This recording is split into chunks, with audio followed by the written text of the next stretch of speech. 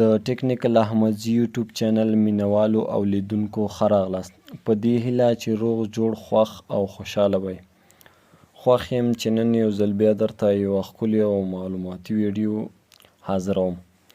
زموږ نن ویډیو دې باره کې ده چې څنګه کولی شو سویچ موډ کم پیج چې وي په هغه کې اډمین اضافه کړو. یعنی پیج چې دی د فیسبوک پیج په دوه ډوله دی، یو کلاسیک موډ کې دی او یو سویچ موډ کې دی. سویچ موډ په دې معنا دی چې کله چې تاسو راشئ نو هغې ته به لوګین کیږئ. لکه دلته چې زما سره کوم پیج دی دغه یو دی چې سویچ موډ کې دی. نو د دې لپاره به لومړی خپل فیسبوک را خلاص کړئ او را به شئ پیجز ته او دلته به په دا سویچ ناو په دغه اپشن باندې به کلیک وکړئ تر څو دغه پیج چې دی دغه مونږ او تاسو ته را خلاص شي. له هغې وروسته به د اډمین اضافه کولو دپاره به دغه درې ډاټ باندې کلیک وکړئ. کله مو چې په دغه درې ډاټ باندې کلیک وکړو له هغې وروسته به راشئ او په دې سیټینګ اینډ پریویسي په دغه اپشن باندې به کلیک وکړئ. له هغې وروسته به په سیټینګ کلیک وکړئ.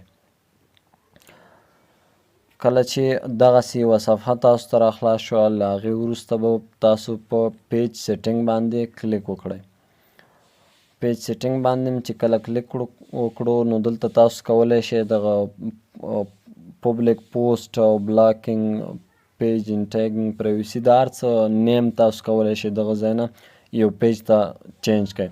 نو هغې سره زموږ کار نشته. راځو لاندې. کله چې لاندې راغلی دلته یو اپشن دی نیو پیج ایکسپیرینس.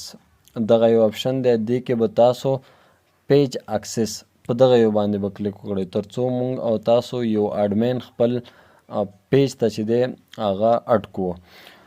دلته دوه ځایه راځي. لومړی ځای دا دی اډ نیو پیپل ود اکسس دی او دلته پیپل ود ټاسک اکسس دی.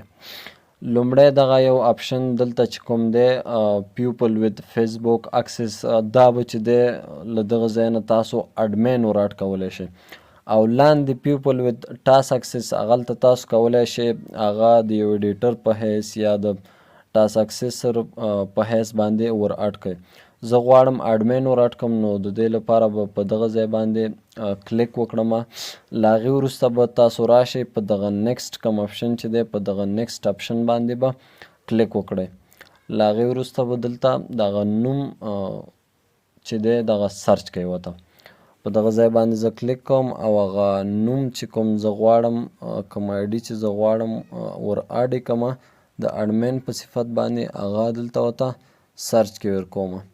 مثلا زما چې دی غواړم دغه یوه آی ډي چې ده دا اډمین کړم په خپل پیج کې. په دغه یو باندې کلیک کوم. لاندې دلته تاسو ته هر څه لیکلي دي تاسو کولی شئ دلته تاسو ته لیکلي allow this person to also have full control. یعنی فل کنټرول ستاسو په پیج باندې ولري. کولی شي تاسو پیج ډیلیټ هم کړي اډس هم وګوري او هر څه کولی شي ستاسو د پیج نه چې دی کنټرول کړي. نو زه غواړم فل کنټرول ورکړمه.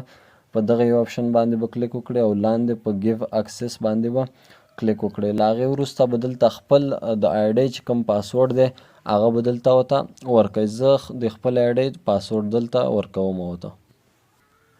نو ما د خپل آی ډي پاسورډ دلته ورکړلو. اوس له دې وروسته به کنفرم باندې کلیک وکړئ.